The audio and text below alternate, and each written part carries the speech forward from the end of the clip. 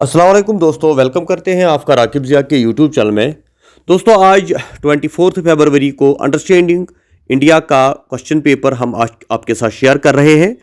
तो बीजी third semester और backlog batches बीजी first semester के जो एग्ज़ाम आज थे उसमें अंडरस्टैंडिंग इंडिया जिन बच्चों का पेपर था वो कुछ बच्चे कंफ्यूज हो गए थे क्योंकि कुछ शॉर्ट क्वेश्चन आए थे जो उनको नहीं आए करने।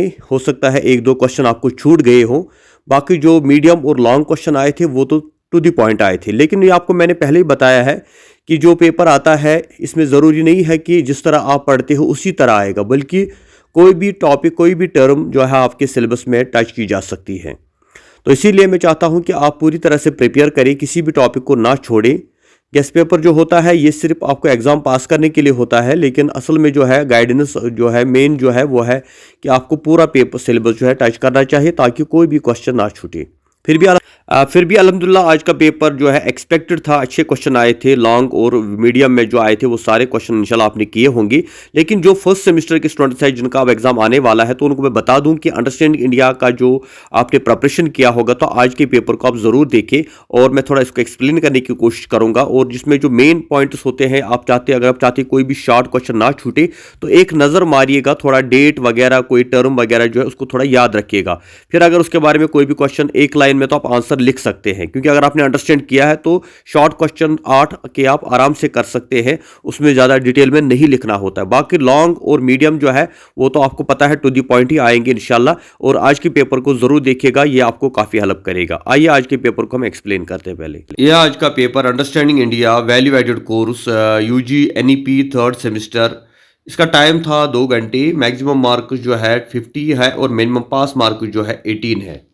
तो पहले इसमें आपको शॉर्ट क्वेश्चन पूछे जाते हैं, जैसे यहाँ पे 8 क्वेश्चन पूछे गए हैं शॉर्ट, जिनमें कोई चॉइस नहीं होती, क्योंकि ऊपर पहले नोट जो लिखा होता है इसको पढ़ लेना चाहिए। Note all attempt all questions from section A and B and only 2 questions from section C. अक्सर बच्चों को इस पे ख्याल नहीं रहता, वो क्वेश्चन करते रहते हैं। आपको याद रखना चाहिए जो सेक्शन ए है इसमें आपको सारे क्वेश्चन करने हैं और सेक्शन बी में भी सारे हैं लेकिन उनमें चॉइस होती है, और थर्ड सेक्शन में आपको सिर्फ 2 क्वेश्चन करने हैं। तो पहले ये जो शॉर्ट क्वेश्चन होते हैं इनकी तरफ आपको थोड़ी तवज्जो देनी है, क्योंकि ये जो क्वेश्चंस आते हैं ये थोड़ी डिफरेंट होते हैं और जो टॉपिक्स आपने छोड़े होते हैं वहीं से पूछे जाते हैं। जैसे यहाँ पे डिफाइन ऋग्वेदिक एज। ऋग्वेदिक एज क्या था, ये 1 मार्क्स का क्वेश्चन है।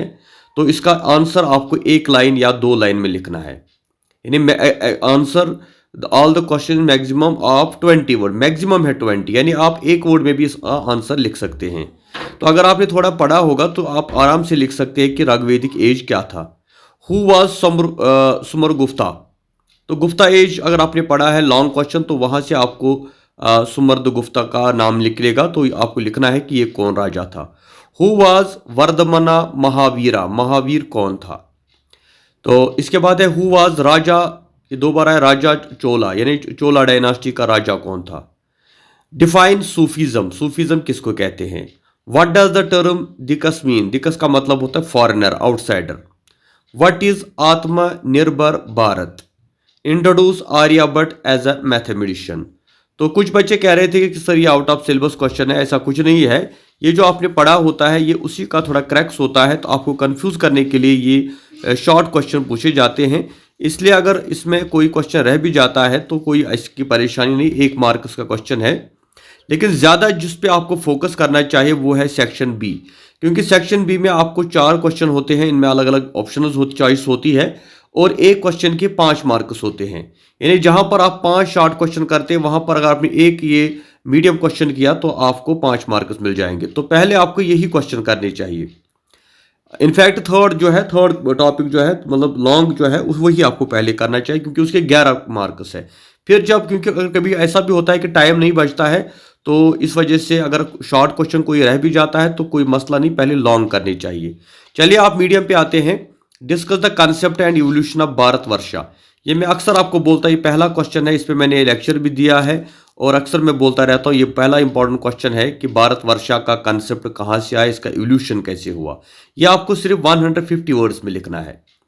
या इसका और पार्ट है अर्ली वैदिक विद लेटर वैदिक एज, कंपेयर करना है, यानी वैदिक एज का जो अर्ली पीरियड था और जो लेटर पीरियड था। तो इसमें पता है मुझे, आपने पहला क्वेश्चन ही किया होगा, discuss the concept and evolution of Bharatvarsh. Write a note on emergence of Vijayanagara empire. Vijayanagara empire जो है इसके ऊपर एक नोट लिखना है। या what were the main teachings of Brahmo Samaj. तो ब्रह्मो समाज आर्य जो है, आर्य समाज, ये मैंने आपको कहा था पढ़ने के लिए, तो ये दोनों क्वेश्चन इंपॉर्टेंट होते हैं। ब्रह्मो समाज राजा राम मोहन राय ने बनाया था, तो ये बहुत अच्छा क्वेश्चन है, इसी को आपको करना चाहिए। What were the main cause of revolt of 1850। ये हर बार एग्जाम में आता है, रिवोल्ट ऑफ 1857 के कॉजेज क्या है। What are the silent features of Indian constitution के मेन फीचर्स कौन से हैं। What is the contribution of India's in medical science. India का कंट्रीब्यूशन मेडिकल साइंस में क्या है। और इसका और पार्ट था, what is the contribution of India in the field of mathematics and astronomy. ये तीनों क्वेश्चन मैंने आपको कहे थे इंपॉर्टेंट है, तो ये तीनों क्वेश्चन पेपर में आए, इसलिए आपकी चॉइस है, आप मेडिकल साइंस करें, मैथमेटिक्स करें या एस्ट्रोनॉमी करें। या 1857 का रिवोल्ट या इंडियन कॉन्स्टिट्यूशन फीचर्स, ये भी मैंने कहा था। और ये मैं जो फर्स्ट सेमेस्टर का बच्चे आने वाले उनके लिए भी ये क्वेश्चन इंपॉर्टेंट है। 1857 ये वो ये ना समझे कि ये थर्ड सेमेस्टर को पूछा गया तो हमें नहीं पूछा जाएगा, ये क्वेश्चन उनको भी आ सकते हैं। इसके बाद जो लॉन्ग आंसर टाइप है जिसमें 400 वर्ड्स में लिखना होता है, ये दो क्वेश्चन आपको यहाँ से करने हैं। अब आपको चूज करना है कि कौन से दो क्वेश्चन आपको अच्छी तरह से आते हैं जिनमें आप कम से कम 400 वर्ड्स लिख सकते हैं। तो पहला क्वेश्चन आप सबने किया होगा, define Buddhism, what are its main teachings. तो अगर किसी ने ये पढ़ा भी ना हो तब भी बुद्धिज्म क्या है, इसके टीचिंग्स क्या है, इसके ऊपर आप डिटेल में नोट लिख सकते हैं। और दूसरा क्वेश्चन तो इससे भी इजी था, introduce major Sufi silsilas of India. यानी सूफी सिलसिलाज कौन कौन से हैं। तो आपको पता है 4 सिलसिले हैं, कादरिया, चश्तिया, सोहरवर्दिया। तो इस तरह से पहले आपको सूफीज़म को डिफाइन करना है, फिर सूफी सिलसिला जो है नक्शबंदिया वगैरह, वो 4 सिलसिले आपको लिखने हैं और उनके फाउंडर कौन है वो भी आपको लिखना है। या अगर आपको ये क्वेश्चन ना आता हो तो आपको थर्ड क्वेश्चन तो और ही इजी है, differentiate between moderators and extremists of Indian national Congress. Indian national Congress में 2 ग्रुप थे, मॉडरेटर्स का भी और एक्सट्रीमिस्ट्स का भी। तो मॉडरेटर्स में जो थे ये समझो इनको बोलते थे नरम दिल के लोग, और एक्सट्रीमिस्ट जिसमें भगत सिंह वगैरह था या तिलक था, तो ये एक्सट्रीमिस्ट, इनके ऊपर डिफरेंशिएट कि मॉडरेटर्स क्या कहते थे और एक्सट्रीमिस्ट्स क्या कहते थे। या एक और क्वेश्चन यहाँ पे आया था, the constitution of India is a called a bag of borrowing, discuss. इसको क्यों बैग ऑफ बोरो बोलते हैं। ये फीचर्स नहीं है बल्कि यहाँ पे आपको लिखने सोर्सेज कि फंडामेंटल राइट्स कहाँ से लिए, डायरेक्ट प्रिंसिपल्स कहाँ से लिए हैं, ये जो है prime minister form of government कहाँ से लिया, पार्लियामेंट्री सिस्टम कहाँ से लिया। तो इसलिए इसको बैग ऑफ बोरो बोलते हैं कि इसको हमने बोरो किया है from different constitution of the world.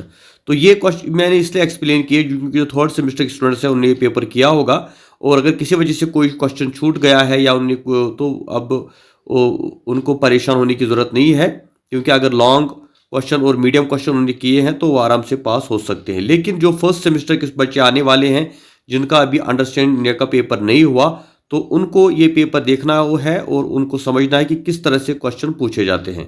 Long में तो मैंने आपको ऑलरेडी बोला था, ये जो क्वेश्चन यहाँ पे आए ये सारे आपने पढ़े होंगे।